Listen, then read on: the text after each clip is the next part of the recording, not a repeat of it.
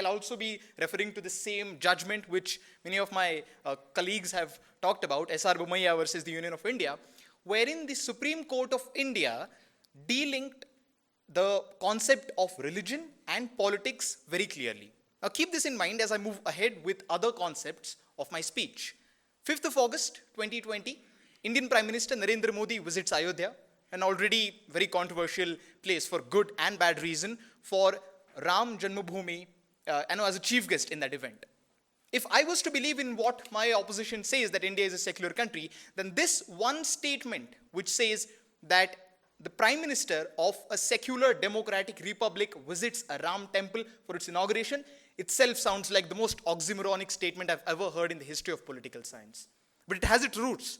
In 1951, India's first President, Dr. Rajendra Prasad, was invited to inaugurate Somnath Temple in Gujarat, but the then Prime Minister, Pandit Nehru, wasn't in very much favor of this. In fact, he wrote a letter discouraging the President, telling him not to do so, or not at least to go there as the President of India, because it would not look good in front of the minorities, because India had already come out of a bloody, I mean it in literal sense, partition.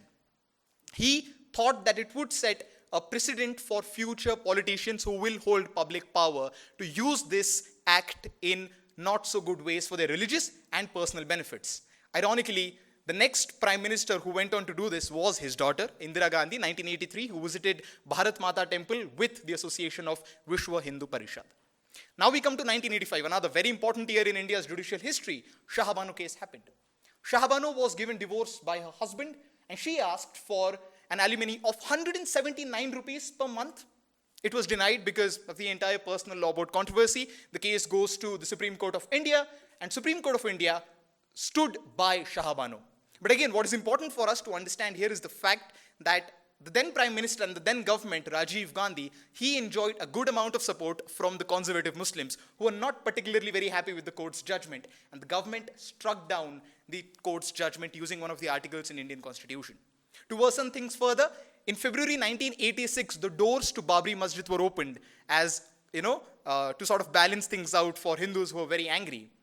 That resulted into growing demand for Hindu Ram temple in place of Babri Masjid.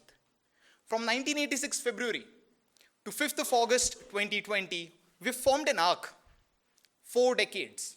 And in these 4 decades, we've lost a lot as a country, socially, economically, politically, internationally. For what? 179 rupees as alimony. Politics delinked from religion, secularism, indeed. If the protesters are not evicted, this is a quote, if the protesters are not evicted, we will have to take matters in our own hand, said a senior BJP member, Kapil Mishra, last year in 2020. Few hours later after this statement, Delhi witnessed bloody riots which killed 53 people. Desh ke gaddaro ko goli maro, XYZ, I wouldn't say that. Said by Anurag Thakur, senior BJP leader who currently is a cabinet minister in the central government. He said this few hours ago before the riots began, the same riots I was talking about 2020. And these people serve the government today, serve the country today, and haven't been punished at all. Let's go back to 1984.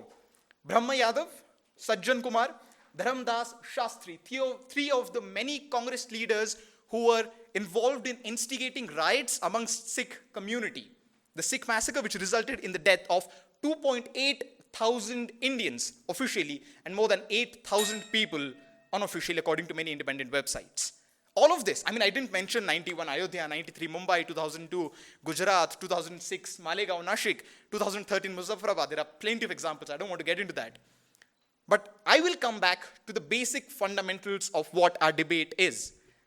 We do live in a country which is secular, but secularism exists as a myth in this country.